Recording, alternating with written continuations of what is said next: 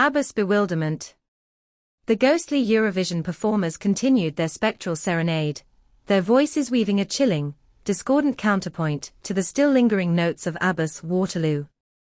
The shimmering glow emanating from the Eurovision crystal pulsed, with an increasingly erratic rhythm, casting dancing shadows that stretched and distorted the already chaotic scene. Suddenly, a particularly forceful gust of wind extinguished all the remaining lights in the backstage area, plunging the room into near-total darkness, save for the eerie, ethereal glow of the crystal itself. A collective gasp rippled through the remaining stagehands and crew members, many of whom were huddled together, whimpering softly. Even the usually unflappable Daphne seemed momentarily taken aback by the sudden darkness, but quickly regained her composure. She felt a hand brush against her arm, a cold, surprisingly solid hand that belonged to Agnetha Faltskog. "This is unexpected," Agnetha whispered, her voice slightly hushed but steady. The darkness, far from being intimidating, seemed to suit her enigmatic aura. She had a hand gently resting on Frida Lyngstad's arm. Frida, in turn, looked equally calm, but with a hint of amusement in her eyes. Björn Ulvaeus, ever the pragmatist, felt around for his glasses, muttering something about needing more light. Benny Andersson, ever the musical genius, was already subtly tapping a rhythm on the armrest of a nearby chair, as if analyzing the ghostly singer's peculiar harmony. He then looked over at Fred, who was still attempting to extricate himself from the grasp of a particularly clingy spectral singer in a sequined leotard. "Quite the unconventional rehearsal," Björn chuckled, his voice only slightly strained by the darkness. "I've never had ghosts in my dressing room before.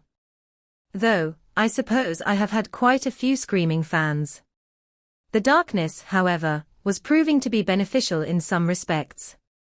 The spectral singers, illuminated only by the crystal's glow, appeared even more translucent, almost like heat rising from a summer asphalt road. Their eerie harmonies, no longer amplified by the stage sound system, became more distinctly audible. Velma, despite the chaos and the unsettling darkness, was taking careful note of this subtle shift. She pointed to the shimmering crystal, which pulsed even brighter now that it lacked the interference of regular light sources. "The crystal's energy is reacting directly to ABBA's music," she stated, her voice clear and steady despite the circumstances. "It's amplifying the spectral energy, somehow using ABBA's song as a conduit." Fred, having finally escaped the grasp of the ghostly leotard, nodded in agreement. "So, if the music is the key to controlling these ghosts, maybe we need to change the tune." Benny, still tapping his rhythm, suddenly seemed to have an epiphany. "You mean we counter the spectral song using our own music? A musical counterpoint of sorts?" Agnetha and Frida exchanged a glance, a tacit understanding passing between them. They were clearly intrigued, more than concerned. This was a creative challenge, not just a spooky incident.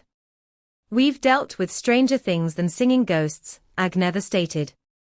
She adjusted her posture, showing a surprising amount of confidence. This was no longer just a spectral disruption, it was a musical puzzle.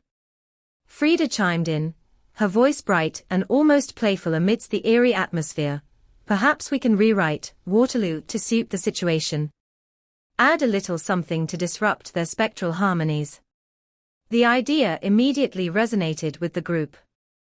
The Mystery Incorporated gang and ABBA collaboratively discussed how they could use ABBA's iconic sound to neutralize the ghostly intrusions.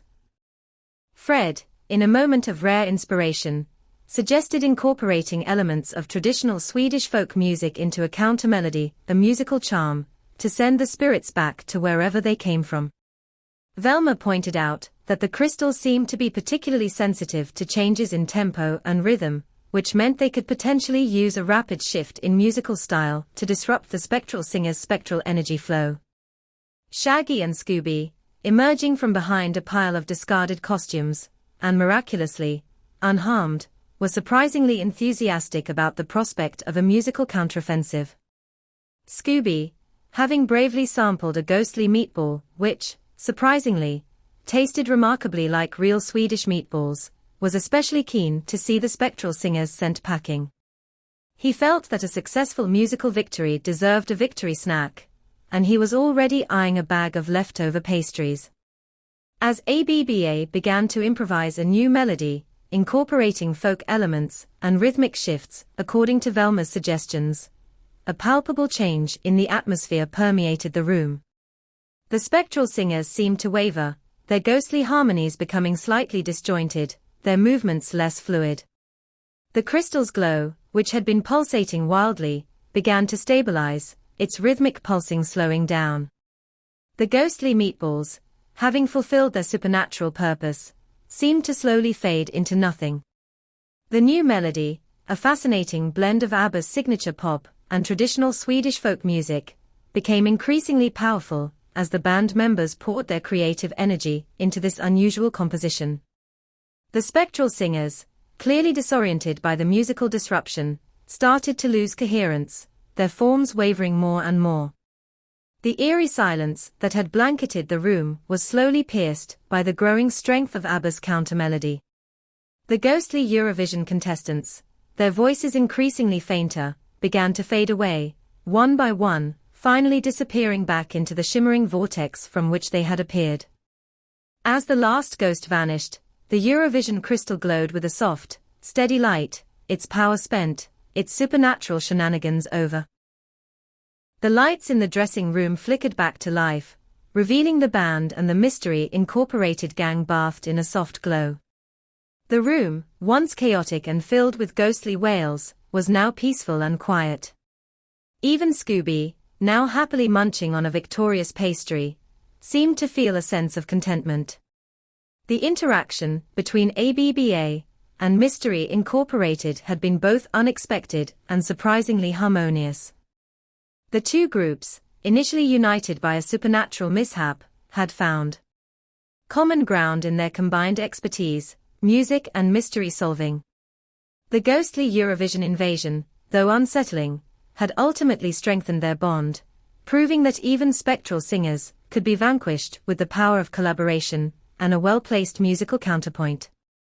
The Eurovision Song Contest would go on, and ABBA would likely deliver one of the most memorable performances in Eurovision history,